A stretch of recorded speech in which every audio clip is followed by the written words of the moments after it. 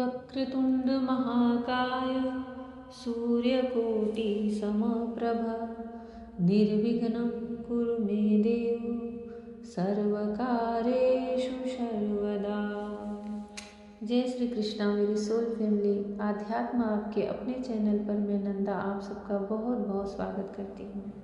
दीदी के दो पुत्र हिरण्याकशिपु और हिरण्याक्ष को देवताओं की वंदना से, देवताओं की प्रार्थना से भगवान श्री हरि ने वध कर दिया था। अब दीदी अपने पुत्र के न होने से, निपुति होने से बहुत ही व्याकुल, बहुत ही व्यथित हैं। उन्हें अपनी और बहनों से बहुत ही एक डाह सा हो रहा है कि सबके पुत्र, सबका जीवन अच्छे से चल रहा है, मेरे ऊपर ही इतना बड़ा दुख का पहाड़ टूटा है। भगवान कश्यप की पत्नी दिति उनकी बहुत ही सेवा करती हैं और अपनी सेवा से उन्हें प्रसन्न करके वरदान में एक ऐसे पुत्र की कामना करती हैं जो कि इंद्र का वध कर सके, क्योंकि देवताओं के राजा इंद्र की ही प्रार्थना से भगवान श्री हरि ने दिति के पुत्रों का वध किया था, अलग अलग अवतार लेकर के। कश्यप जी जब अपनी पत्नी के मुख से ऐसी इच्छा जानते हैं कि उन्हें ऐसी पुत्र हो जो कि इंद्र का वध कर सके, और वह वचन दे दिए थे, इसलिए वह अपने आप को धिक्कारते हैं, अपने आप पर ही एक खिन्न सा होकर के कि मैंने अपनी पत्नी की बात में आकर के उसे कैसा ये वरदान दे दिया, परंतु उन्होंने वरदान दिया है, वचन दिया है तो उसे पूर्ण भी करना पड़ेगा, और उनके अंदर ऐसा सामर्थ्य था। दीदी को बोलते हैं कि तुम्हारी इच्छा जरूर पूर्ण होगी, पर तुम्हें एक ऐसा व्रत करना होगा जिसे पुंसवन व्रत कहते हैं, वो भी 1 वर्ष के लिए। उस कड़े नियम का तुम्हें पालन करना होगा, तब तुम्हें ऐसा पुत्र अवश्य मिलेगा जो इंद्र का वध कर दे। परंतु अगर उस व्रत के पालन में जरा सा भी, उसकी सावधानी में तुमने कहीं कोई गलती की, त्रुटि की, तो वह देवताओं का ही मित्र बन जाएगा और वह देवता बन जाएगा। दिति ने कहा, मैं आपके कहे अनुसार उस व्रत का पालन करूंगी, और जैसे जैसे आप कहेंगे मैं उस नियम को, उस व्रत को जरूर धारण करूंगी, और मैं प्रयास करूंगी कि मुझसे कोई त्रुटि न हो। कहीं न कहीं दिति भगवान विष्णु की ही सेवा करने के लिए, माता लक्ष्मी की ही सेवा करने के लिए जा रही थी, और उन्हीं की आज्ञा स्वीकार करके वह कश्यप मुनि के पुत्र को अपने गर्भ में धारण करके 1 वर्ष तक पुंसवन व्रत का पालन करती हैं, जिसका संक्षेप में यहाँ पे विवरण है। श्री सुखदेव जी कहते हैं कि परीक्षित, कश्यप बोले, कल्याणी, यदि तुम मेरे बतलाए हुए व्रत का 1 वर्ष तक विधि पूर्वक पालन करोगी तो तुम्हें इंद्र को मारने वाला पुत्र प्राप्त होगा, परंतु यदि किसी प्रकार नियमों में त्रुटि हो गई तो वह देवताओं का मित्र बन जाएगा। दिति ने कहा, ब्राह्मण, मैं उस व्रत का पालन करूंगी। अब बतलाइए कि मुझे क्या क्या करना चाहिए, कौन कौन से काम छोड़ देने चाहिए और कौन से काम ऐसे हैं जिनसे व्रत भंग नहीं होता। कश्यप जी ने उत्तर दिया, प्रिय, इस व्रत में किसी भी प्राणी को मन, वाणी या क्रिया के द्वारा सताए नहीं, किसी को श्राप या गाली न दे, झूठ न बोले, शरीर के नख और रोए न काटे, और किसी भी अशुभ वस्तु का स्पर्श न करे, जल में घुसकर स्नान न करे, क्रोध न करे, दुर्जनों से बातचीत न करे, बिना धुला हुआ वस्त्र न पहने, और किसी की पहनी हुई माला न पहने, झूठा न खाए, भद्रकाली का प्रसाद या मांस युक्त अन्न का भोजन न करे,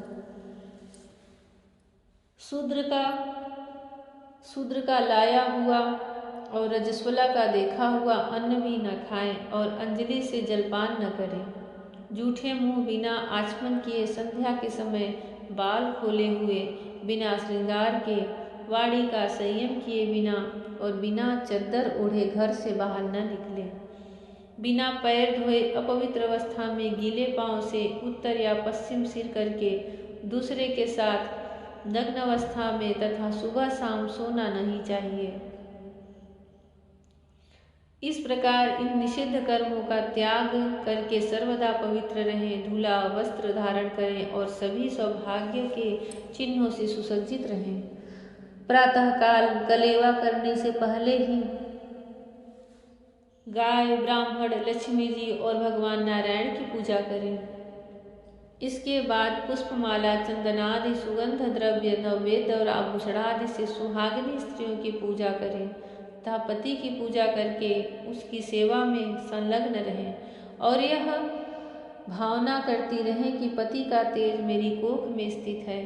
प्रिय, इस व्रत का नाम पुंसवन है। यदि 1 वर्ष तक तुम इसे बिना किसी त्रुटि के पालन कर सकोगी तो तुम्हारी कोख से इंद्र घाती पुत्र उत्पन्न होगा। परीक्षित, दीति बड़ी मनस्विनी और दृढ़ निश्चय वाली थी। उसने बहुत ठीक कहकर उनकी आज्ञा स्वीकार कर ली। अब दीति अपनी कोख में भगवान कश्यप का वीर्य और जीवन में उनका बतलाया हो व्रत धारण करके अनायास ही नियमों का पालन करने लगी। प्रिय परीक्षित, देवराज इंद्र अपनी मौसी दीति का अभिप्राय जान बड़ी बुद्धिमानी से अपना वेश बदलकर दीति के आश्रम पर आए और उनकी सेवा करने लगे। वे दीति के लिए प्रतिदिन समय समय पर वन से फूल, फल, कंदमूल, समिधा, पुष्प, पत्ते, दूब, मिट्टी और जल लाकर उसकी सेवा में समर्पित करते रहते। राजन, जिस प्रकार बहेलिया हरिण को मारने के लिए हरिण की सी सूरत बनाकर उसके पास जाता है, वैसे ही देवराज इंद्र भी कपट वेश धारण करके व्रत परायण अदिति के व्रत पालन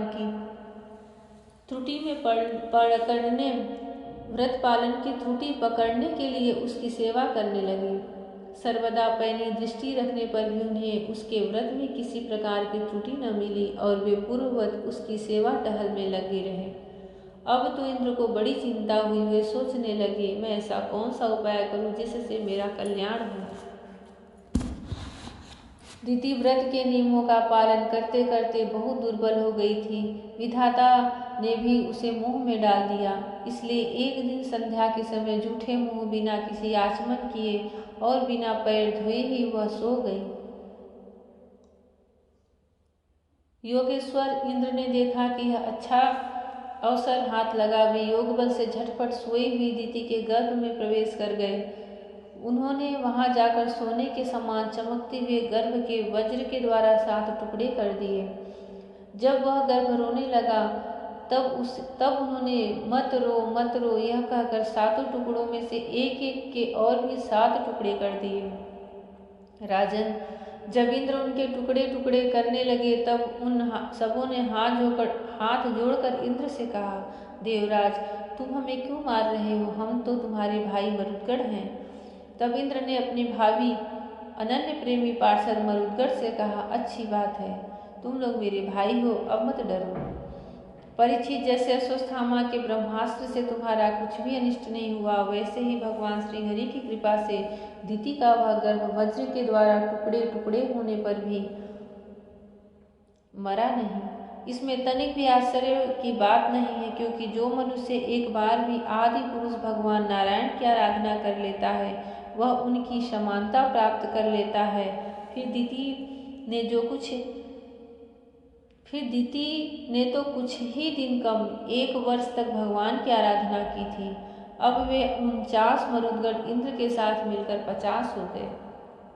49 मरुदगढ़ इंद्र के साथ मिलकर 50 हो गए। इंद्र ने भी अपनी सौतेली माता के पुत्रों के साथ शत्रु भाव न रखकर उन्हें सोमपाई देवता बना लिया। जब दीति की आंख खुली तब उसने देखा कि उसकी अग्नि के समान तेजस्वी 49 बालक इंद्र के साथ हैं। इससे सुंदर स्वभाव वाली दीति को बड़ी प्रसन्नता हुई। उसने इंद्र को संबोधन करके कहा, बेटा, मैं इस इच्छा से इस अत्यंत कठिन व्रत का पालन कर रही थी कि तुम अदिति के पुत्र को भयभीत करने वाला पुत्र उत्पन्न हो। मैंने केवल एक ही पुत्र के लिए संकल्प किया था, फिर ये 49 पुत्र कैसे हो गए? बेटा इंद्र, यदि तुम्हें इसका रहस्य मालूम हो तो सच सच मुझे बतला दो, झूठ न बोलना। जय श्री कृष्ण। भगवान श्री कृष्ण जिसकी रक्षा करने लग जाएं, जिसके ऊपर भगवान श्री कृष्ण की छत्र छाया आ जाए, पूरे से संसार तो क्या देवता भी पराजित नहीं कर सकते, मार नहीं सकते। परीक्षित को भी गर्भ में अश्वत्थामा ने ब्रह्मास्त्र चलाया था, पर वहाँ भगवान श्रीहरि श्री कृष्ण ने उनकी रक्षा की थी। ऐसे ही इन दिति के पुत्रों की रक्षा भगवान श्रीहरि ने ही किया, नहीं तो इंद्र के वज्र से तो कौन बच सकता था। दिति ने कुछ ही दिन कम 1 वर्ष तक भगवान श्रीहरि की बड़ी ही कठोर आराधना की थी। इससे उनका वह गर्भ वज्र के समान और सुवर्णमय हो गया था। वह एक तेजस्वी गर्भ बन गया था, इसलिए वह सब जितने भी बालक हुए सब वज्र से मारने काटने के बाद भी मरे नहीं और सब देवता सदृश हो गए। इंद्र ने उन्हें अपना भाई बना लिया और उन सबको स्वर्ग लोक ले गए।